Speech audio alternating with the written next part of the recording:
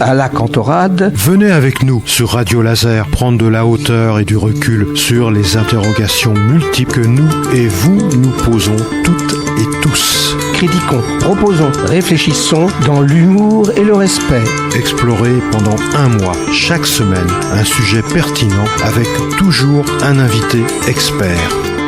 Bonjour à toutes et à tous sur Radio Laser. À la Cantorade, eh bien, nous allons parler pour 3 chroniques sur un thème, le thème de l'animation et le thème de la communication, avec Didier Ringard de Active Animation et Golden Cabaret. Bonjour Didier. Bonjour. Vous allez bien ? Très bien. Bonjour André, toujours fidèle au poste. On est tous les deux souvent en train de faire nos chroniques. Bonjour camarades. Ouais, bonjour. Enchanté André. Bonjour. Oui, voilà. Donc on va faire. Merci même de m'accueillir. Ah, c'est avec grand plaisir, Didier, avec grand plaisir. Alors, on va faire, comme d'habitude, une petite introduction.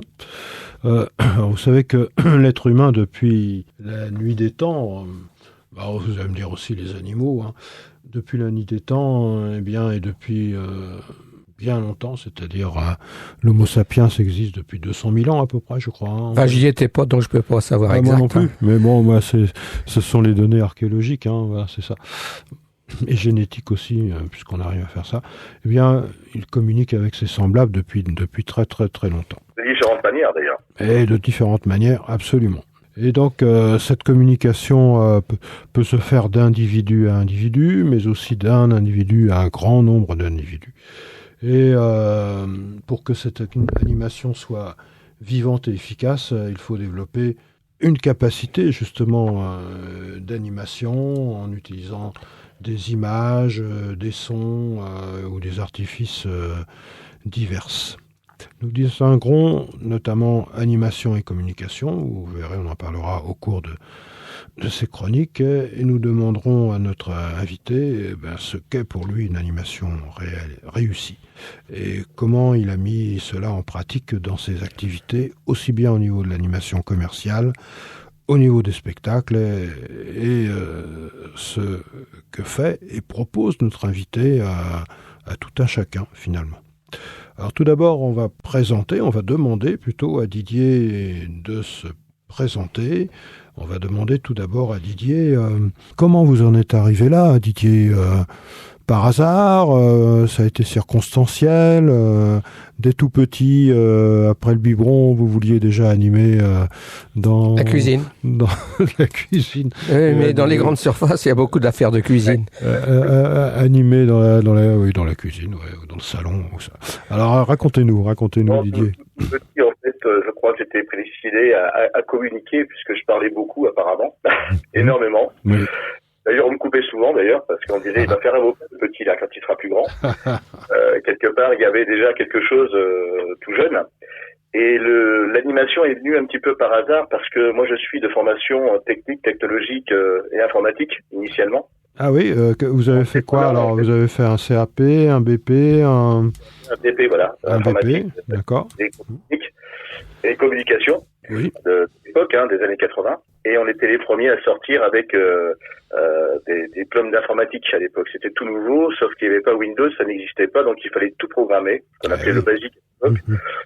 Il fallait faire tout de A à Z. Donc moi j'étais une formation informatique initialement, et puis un jour je tombe dans une radio locale qui avait un premier ampli numérique qui était en panne. Et je discute avec le directeur de la station, et il cherchait des animateurs. Et moi j'ai toujours été intrigué en fait par l'animation. Ouais. Et donc j'ai démissionné de mon poste informaticien. Carrément. Pour être animateur de radio à l'époque. Voilà. C'était en Bretagne. C'était à Nantes. À Nantes, d'accord. Je ne veux pas faire de polémique avec la région. La Bretagne historique. Voilà, la Bretagne historique, oui. Ouais. Et donc ça vous a plu, tout de suite vous avez accroché. Voilà, et puis j'ai commencé à faire les premières émissions de radio. Très vite, j'ai été animateur de soirées dans les discothèques, etc. Vous faisiez quel genre d'émission de radio, Didier ? Alors c'était les radios locales de l'époque, il y avait Radio Nantes, il y avait des radios un petit peu privées de l'époque, il y en avait énormément, parce que c'était les premières années, radio libre. Oui, c'était de la musique, c'était quoi, des débats? C'était plus de la musique au départ. D'accord. Et après, c'était des présentations sur des différents thèmes. D'accord. En fait, là, j'animais carrément des thèmes un petit peu différents que je proposais ou qu'on me proposait. D'accord. Et petit à petit, en fait, l'animation a débordé sur des animations extérieures, de soirées privées, de soirées dansantes, de présentations de salons, d'animations commerciales, etc. Ah, oui. Ça dépend de ça, en fait. Et donc, finalement, vous avez monté votre entreprise, finalement, pour cela, non? Alors, entre-temps, en fait, je suis parti des radios locales parce qu'on me proposait d'autres animations extérieures et j'ai été après animateur de produits. J'ai travaillé pour les grandes marques, en fait, de l'époque de radio extérieure. Et pour en venir en fait à mon compte, c'est en arrivant à Rennes, justement, que en ce temps j'ai été chef de rayon aussi alimentaire, pour tout vous dire. D'accord, oui, beaucoup d'expérience. Voilà, alimentaire, et on m'a proposé un poste dans une grande enseigne ici à Rennes. Et suite à ça, après, effectivement, j'ai évolué dans le milieu de la grande distribution, en tant qu'acheteur, pour le coup. Acheteur et après chef de rayon. D'accord. Et ensuite, on m'a démarché aussi dans des magasins de bricolage, de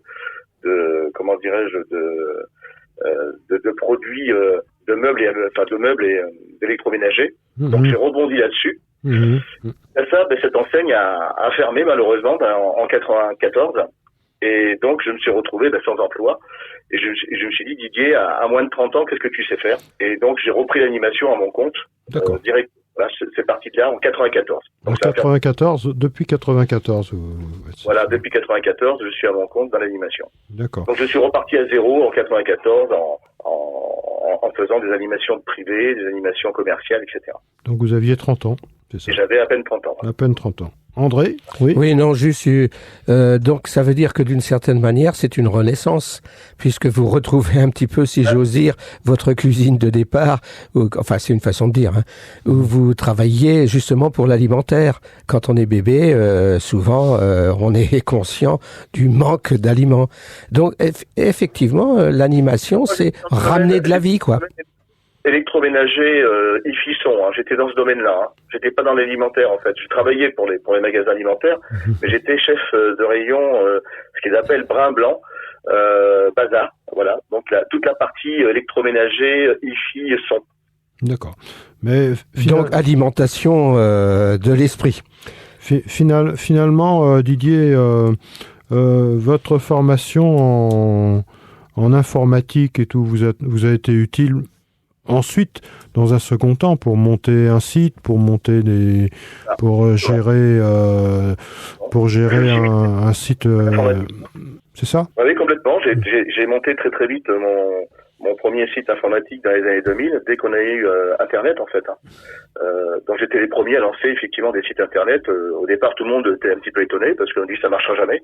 Mais en fait, en 2000 exactement, on n'était pas nombreux à avoir des sites Internet. Ouais, c'est vrai que maintenant. Quand j'ai ramené mon premier poste informatique à la maison, ma femme a été très surprise au départ. Parce que on était encore avec des machines à écrire mécaniques ou semi-mécaniques quoi. Donc c'est vrai que là, on avait l'outil informatique de l'époque et c'était intéressant. Donc finalement vous êtes formé sur le tas finalement. Oui, complètement. C'est une formation sur le terrain totalement. Oui. André, tu voulais dire quelque chose? Non, justement, la formation de base permet, quand on est sur le terrain, de développer justement ses capacités de base, parce que s'il n'y a pas de capacité de base, il faut tout apprendre. Oui, non, c'est ça. Et donc, c'est vrai que dans ce métier, je suis autodidacte en fait. Donc, et avec le recul, c'est vrai qu'on a appris, même si l'expérience de l'animation au départ de radio, mais elle est quand même différente pour l'animation commerciale et à l'opposé des animations privées que l'on connaît, quoi. Avec André, on avait invité, on devait l'inviter d'ailleurs, qui est président d'une association qui s'appelle Entreprendre pour apprendre. Et c'est un ancien député, tu te rappelles de... Oui. Et donc, finalement, en entreprenant, vous avez appris, Didier, c'est ça? Exactement. C'est-à-dire qu'il a fallu aller sur le terrain. Quand on est à son compte, et il faut bien que ça rentre. J'avais déjà 2 enfants à l'époque, en bas âge. Oui, bien sûr. Et donc, ma femme travaillait, donc elle avait un salaire fixe. Et moi, en fait, pour en vivre, j'ai commencé à en vivre exactement. Vous voyez, j'ai commencé en 94. Et de 94 en 2000, j'ai fait 3 métiers différents à côté, tout en étant indépendant. J'ai livré des choses la nuit en informatique, justement. Ah oui, aussi. Voilà, oui. Et en plus, j'ai travaillé pendant 5 ans en parallèle en agence immobilière où j'ai vendu des maisons, des terrains, etc. pendant 5 ans en titre privé, bien sûr. J'ai travaillé pour une agence immobilière pour avoir la licence pour pouvoir me permettre justement de vendre à côté ce qui est de souci, quoi. Donc finalement, vous avez vécu totalement à partir de cette activité, à partir de 2000, c'est ça. À partir de donc 2000. j'ai mis 6 ans à vivre pleinement de ma passion. Et c'est une passion, Didier, oui. Ah ben c'est une passion. C'est vrai que travailler pour moi c'est pas le vrai mot, hein. C'est la passion. Hein. Finalement, vous vous amusez bien aussi. C'est la passion et surtout la création dans ce métier. C'est ce qui me plaît le plus. En fait. Justement, on va en parler. On est bien ensemble sur le 95.9 FM et en DAB+, Radio Laser. Comment vous qualifiez la passion, vous? Quel est votre qualificatif pour la une passion, passion? c'est pouvoir déjà, alors vivre de sa passion, c'est un luxe aujourd'hui. La passion, c'est de pouvoir exercer un métier que l'on aime, où on se sent très bien. En plus, l'animation, c'est quand même communiquer, c'est quand même créer un univers de façon à ce que les personnes soient bien aussi avec vous. C'est-à-dire que c'est pouvoir aussi créer une ambiance où les êtres en face, en fait, s'épanouissent autrement. Et vous êtes un petit peu le chef d'orchestre de tout ça, et le retour en est que plus fort, pour le coup. D'accord. Et c'est quand même une passion, l'animation, incroyable. C'est de pouvoir aussi rassembler, c'est de pouvoir aussi avoir le retour aussi. C'est pas que faire, c'est donner du plaisir, d'abord. Et créer du commun. Créer du commun. Oui. On va peut-être justement aborder cette notion de, selon vous, et quels sont les critères pour une bonne animation d'une part, et puis d'autre part, quelle distinction vous faites entre animation et communication? André nous précisera. L'animation de base, c'est d'abord une préparation. C'est une préparation de terrain, c'est-à-dire ce sont des rendez-vous avec le client s'il y a lieu d'un client. C'est une préparation, c'est-à-dire qu'on prépare ensemble une idée qui a été demandée, ou une prestation qui a été demandée, mais on la prépare toujours avec le client. Et ensuite, effectivement, le retour qu'on en a, il faut qu'elle soit au maximum bien faite, qu'elle soit en phase avec ce qui a été demandé. Et ça, c'est le retour. La communication, c'est différent. La communication, c'est le moyen de communiquer une animation. Alors, elle peut être commerciale, elle peut être autre, elle peut être publicitaire, elle peut être... ça, c'est la communication, c'est-à-dire pouvoir communiquer à l'extérieur une idée qui n'a rien à voir avec l'animation, qui est ce que le client nous a demandé avant tout. Donc, une animation commerciale, par exemple, c'est une animation bien faite à l'endroit où elle est proposée, que ce soit en grande distribution, que ce soit un salon, que ce soit un magasin, par exemple, d'ameublement ou de bricolage. Mais la communication, c'est plutôt la partie où on va communiquer une idée. Et on la communique en général, soit sur des réseaux sociaux aujourd'hui, puisqu'on les a. Hein. C'est magnifique d'ailleurs. Ah oui, absolument. Oui, tout à fait. Non mais attendez, c'est incroyable. Heureusement qu'on a pu un jour ou l'autre basculer sur les réseaux sociaux. Déjà pour une histoire de coût, pour être honnête. Bien sûr. Et en même temps de pouvoir communiquer sur des tranches d'âge extraordinaires, de 18 à... Vous touchez toutes les tranches d'âge. Ah oui, absolument. Donc voilà pour la partie animation et communication, qui est quand même différente dans le mot, quoi. Et puis animation vient du latin, anima, qui est déjà donner une âme à la base, et animare, qui permet de bouger et de donner des sensations autres, quoi. Vous voyez, si on prend la base latine de l'animation, et la communication est quand même la partie où on va communiquer l'événement. Voilà, si je peux prendre au plus simple. L'animation, c'est aussi donner vie, quelque part. Complètement.